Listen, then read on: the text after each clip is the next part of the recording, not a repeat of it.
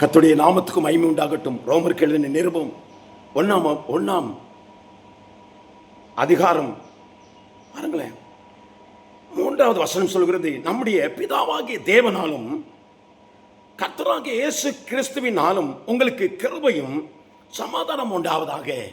ஏனென்று சொன்னால் அவர் மூலமாகத்தான் சமாதானம் உண்டாகும். அவருடைய கிருபை மூலமாகத்தான் ஆண்டவர் நிற்பதும் நிர்மூலமாகாது இருப்பதும் கர்த்தருடைய சுத்த கிருபை என்பதை நீங்களும் நானும் அறிந்து கொள்ள முடியும். அவர் சமாதானத்தின் அவர் மூலமாக சமாதானத்தை கொடுக்கிற ஆக்கினை அவர் மேல் வந்தது. நம்மளை சமாதானப்படுத்தும்படியாக, சமாதானத்தை உண்டு பண்ணும்படியாக நாம் மனுஷர்களை நோக்கி பார்க்க வேண்டாம், அவரை நோக்கி பாருங்க. அவர்கள் அவரை நோக்கி பார்த்தார்கள், அவர்கள் முகங்கள் வெட்கப்படவில்லை.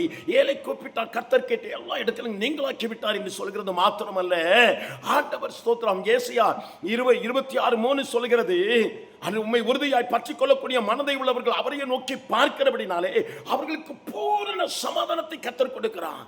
சமாதானமும் கிருபையும் உன்னை தொடர்ந்து கர்த்தர் உன்னை வழிநடத்த அவர் போதுமானவராயிருக்கிறார். பயப்படாத, சோர்ந்து போகாதே, விசுவாசமாயிரு, அவருடைய சமூகத்தில் அமர்ந்திரு, எல்லா காரியம் நேர்த்தியாய் நடக்கும். ஆமென்.